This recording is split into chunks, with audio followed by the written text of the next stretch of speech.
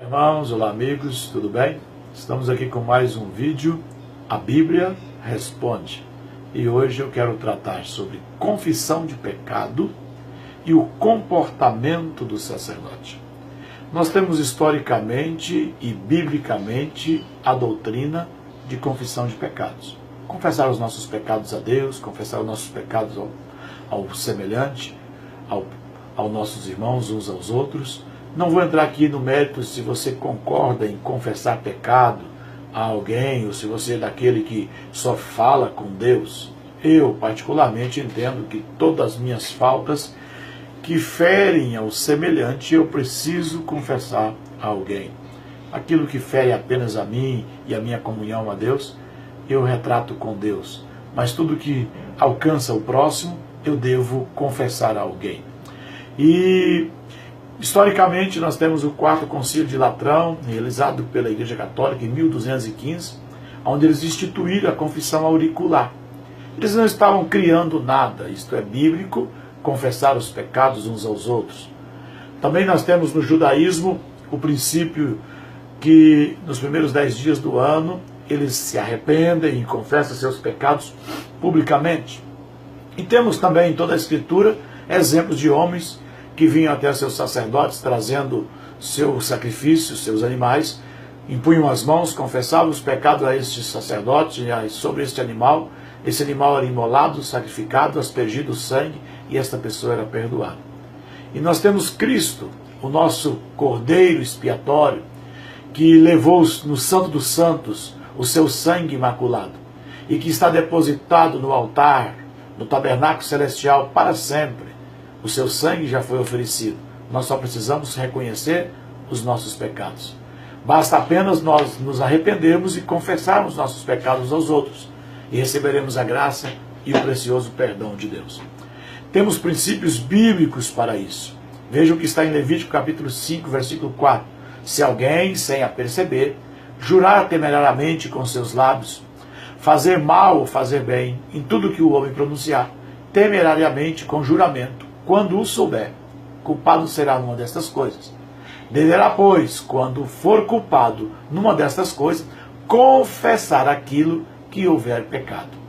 Em Provérbios 28, 13, nós temos um texto muito conhecido: o que encobre as suas transgressões nunca prosperará, mas os que as confessa e deixa alcançará misericórdia.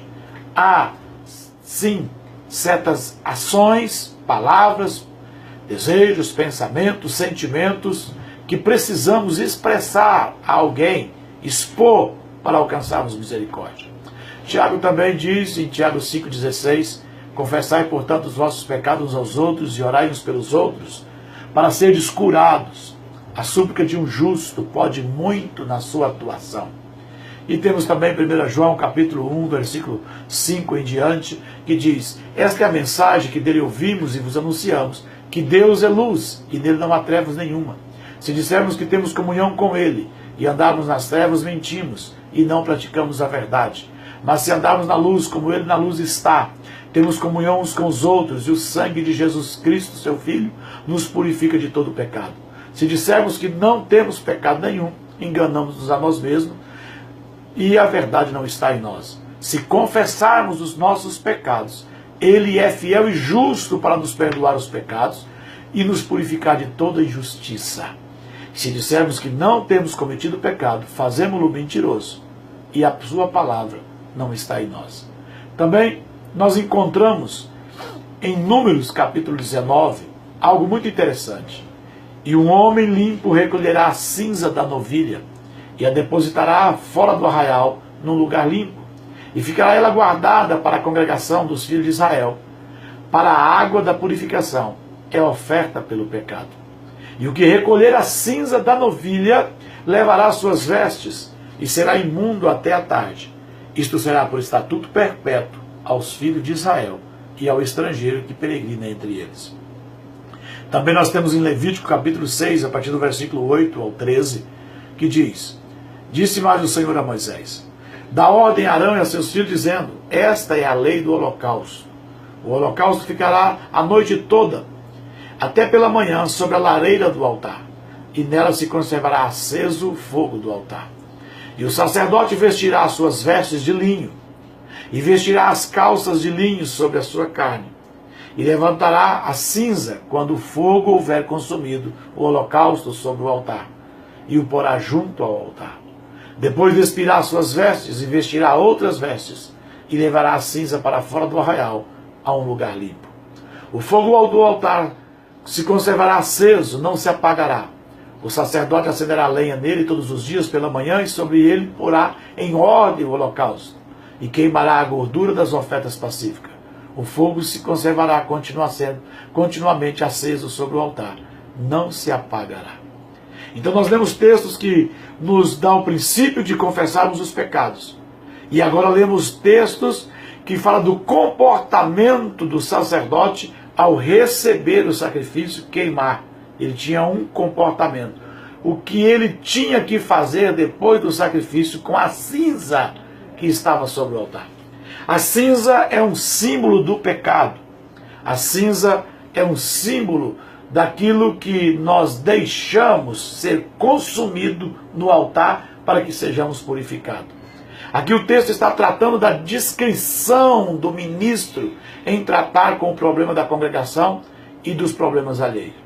Discrição significa qualidade de quem é discreto, de quem tem uma intenção, que não tem a intenção de chamar a atenção, competência de quem sabe diferenciar o certo e o errado, que tem discernimento. Então, discrição do sacerdote é agir com discrição, ainda está baseado na qualidade da confiabilidade, quando determinada pessoa não revela informações ou segredos de alguém para terceiro. Então, quando o sacerdote pegava as cinzas do altar e ele depositava em um certo lugar, ele não podia se contaminar com aquela roupa, com aquela cinza em suas roupas, porque ele estava tratando do pecado que tinha sido consumido pelo fogo no altar, e agora ele tinha que tratar com ela, segundo a descrição de um sacerdote, sem se contaminar. Muitos dos nossos sacerdotes estão se contaminando com a cinza da confissão de pecado. Cuidar da cinza não é tarefa fácil. Cuidar dos pecados do povo não é tarefa fácil.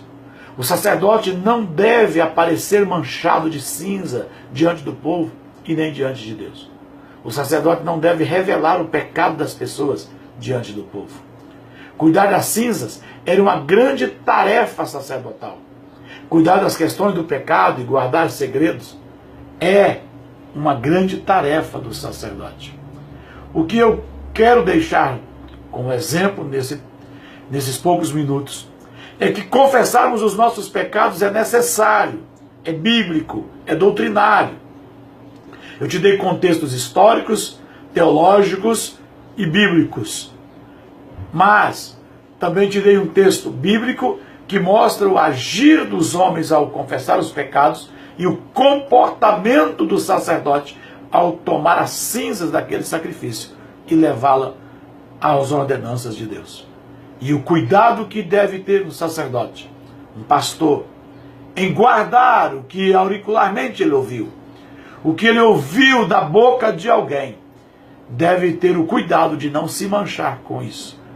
Porque ao expor o que você ouviu, você pode estar se contaminando e também prejudicando a congregação, prejudicando a confiabilidade que as pessoas têm em você.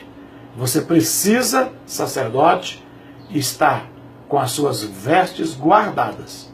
Não deixe que a cinza, que é a confissão do pecado de alguém, contamine você e fere a congregação.